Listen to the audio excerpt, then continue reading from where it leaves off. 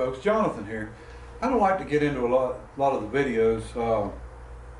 I'm not the prettiest thing in the world, I can promise that. But you know, one of the reasons is you know, for years I was actually afraid to talk, you know, to a crowd in public, and I sort of fought that a little bit and got over it when I was actually a magazine editor. When I got hired, I was in a big boardroom. Well, it was actually a big convention, and they wanted a speech, and I get up and give the speech.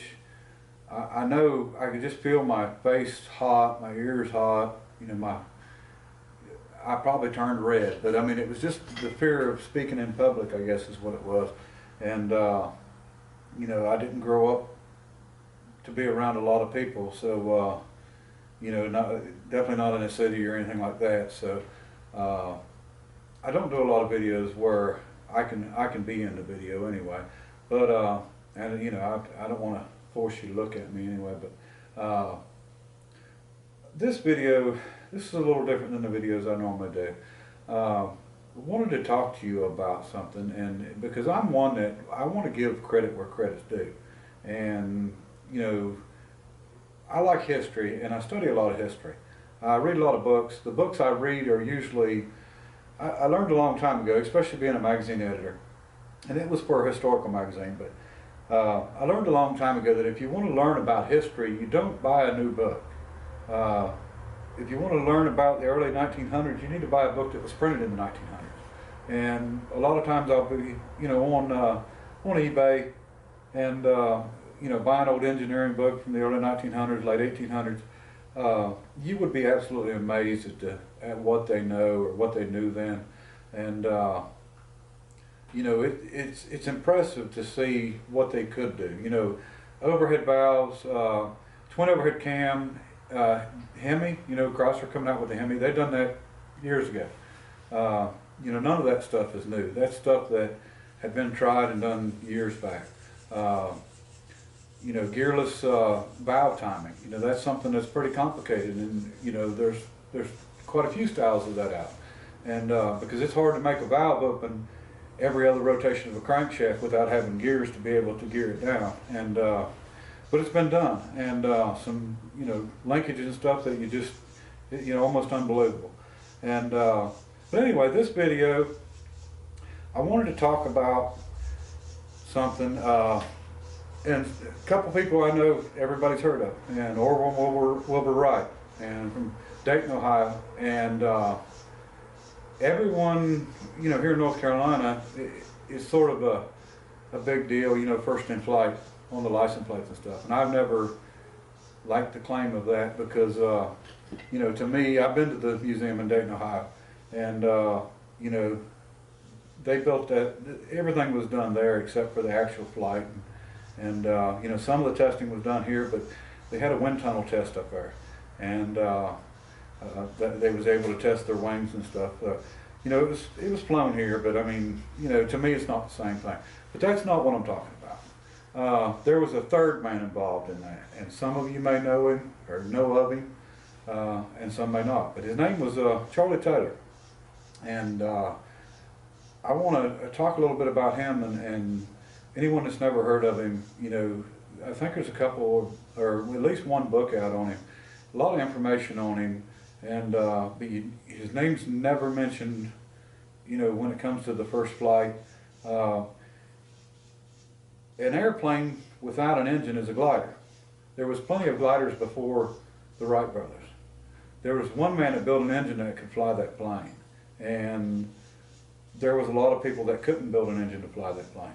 And I'll explain that to you, but I wanted to show you a few things, and to give you an idea and give you reference of you know, what Charlie Taylor done, and the fact of how amazing it was that he done it. And he didn't actually ever work on a gas engine before he built the engine for the Wright Flyer, and he tried to help prepare a car in 1901, and besides that, he had never, you know, really messed with a gasoline engine.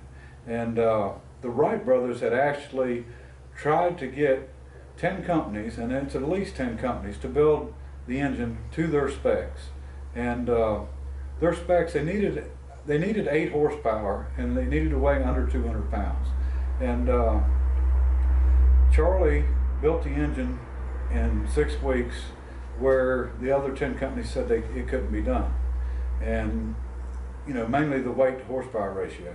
And I'm going to show you an engine that is later than that. It's after 1903, and it's 5 horsepower. And I'll show you a 3 horsepower, and you'll maybe understand what I'm talking about with building an engine that's less than 200 pounds that's 8 horsepower. That wasn't something that was easy to do. Let me show you. Okay folks, this engine here is a Hercules. This is 8 horsepower, and this was probably made 1920s, maybe the teens. And you know, you're not going to put that on an airplane to fly it, let's put it that way. This is hit and miss. This is a 3 horsepower International Model M. Now this is a throttle governor engine. It's not a hit and miss, so it hits every time. And but I mean, you're still looking at probably 400 or 500 pounds, and this one here is probably closer to 500 or 600 pounds. You know, that's my guess. I mean, that's a lot of cast iron. But that's what I was saying. You know, they needed an engine that was less than 200 and was at least 8 horsepower. And what Charlie Taylor built was a engine that weighed 152 pounds and actually made 12 horsepower. And I think it actually made 16 until it got hot, and it started dropping down to 12. But what they did is it made it where the Wright brothers could actually put 150 pounds more safety into their wings, and you know, extra supports. And in my opinion, I don't think they would have been able to fly without Charlie Taylor.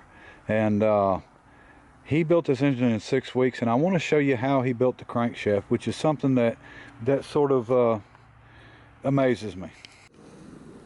Okay, we're going to use this welding table. I'm going to try to show you what Charlie done. He took a piece of steel, and it was 32 inches long. It was 6 inches wide, and it was 1 inch and 5/8 thick, solid piece of steel. And what he done was he actually drew out his crankshaft of how he wanted it.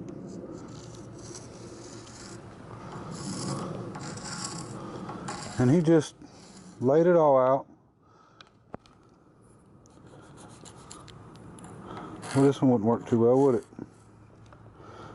And we're talking about a 4-cylinder engine, so, but he drew it out the way that he wanted it. And he actually took, because all he had to work with was a lathe and a drill press. And so what he did is he drilled holes. And what kind of surprised me about this, I didn't find out about this until after, you know, years after I'd already started doing a lot of fabricating and stuff. And this was the exact way that I used to do stuff. And this was before I had a bandsaw or, you know, a plasma cutter or anything to cut anything with, you know, even the torch. But when I was doing aluminum especially, I would just drill multiple holes and then chisel it out. Or I was able to take a little jigsaw blade and cut through, but of course he didn't have a jigsaw. So, but he drilled multiple holes all the way around this crankshaft, and then chiseled it apart, and of course filed it. You know, I'm sure he didn't have a you know, handheld grinder for sure, but he filed it out, and then he set this up in the lathe. And when you set something like this up in the lathe, you got an offset to crank. And you know, if you got, you know, a 4-inch stroke, and I know the Wright engine was what was called a square engine. A square engine is an engine that the stroke is the same as the bore. You know, if you got a 4-inch stroke, you got a 4-inch bore. But you would have to offset this crank on both ends, set it up, and then you could turn your journals out, you know, and then, you know, turn your mains out.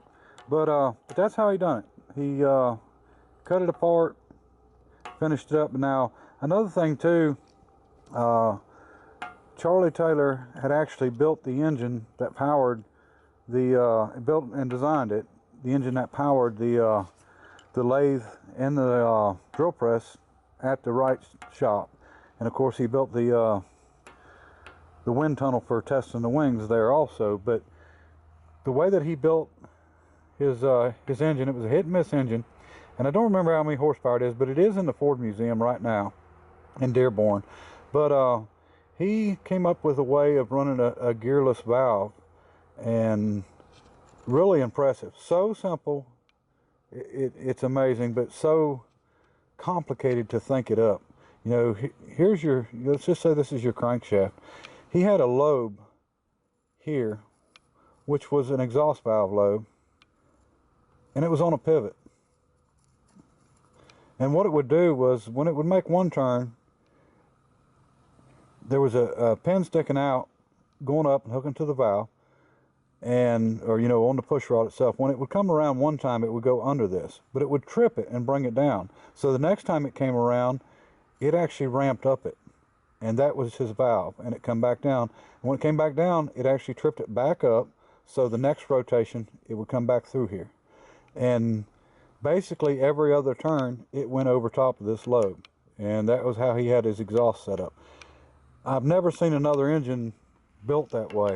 And I've never seen nobody do it later on. And I've always wanted to build a hit and miss with that style valve timing. You know, it would probably take a little bit to get it straightened out, you know, get it to work right. But it's so simple, but it's just amazing that it was even thought up. But Charlie Taylor, he in 1936, it was either 36 or 37, Henry Ford decided to build a copy of the Wright's bicycle shop, and where that the actual airplane engine stuff was built.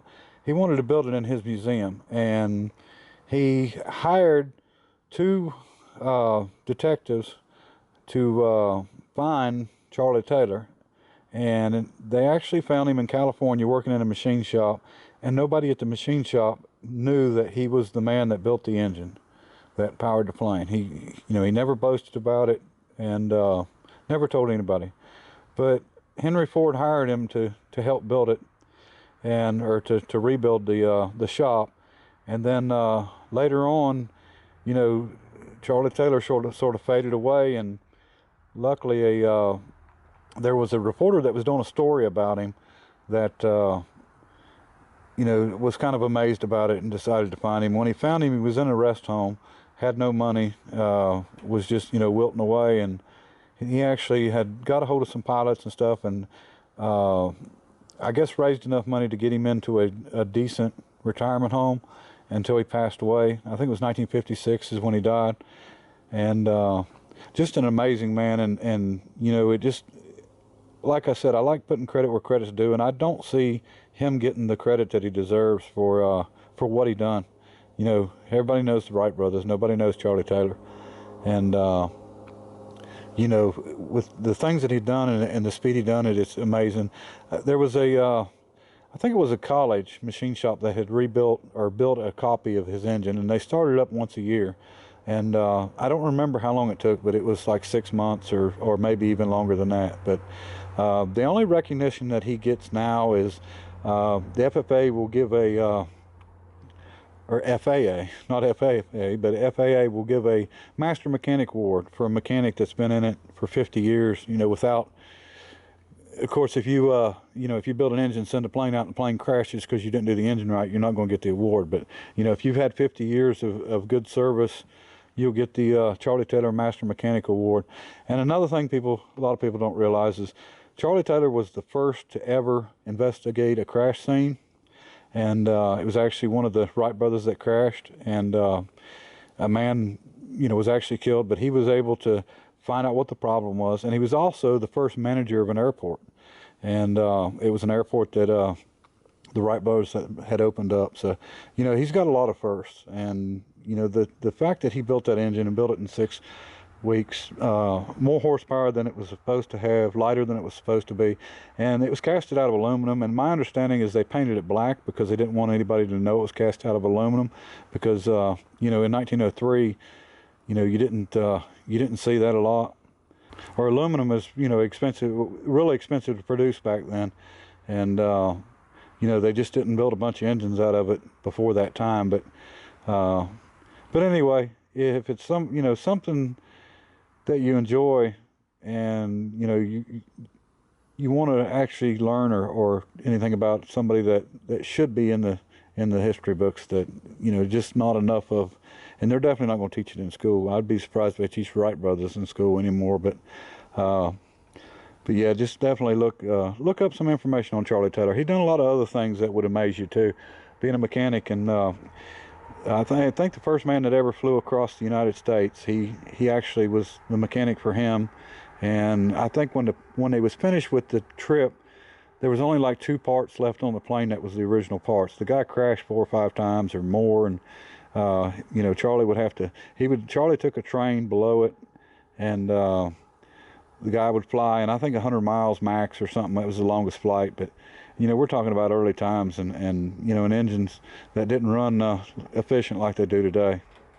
So anyway, I hope I didn't bore you to death with that. It's just something that I sort of passionate about when it comes to the history of that. But appreciate everybody watching, and till next time, bye.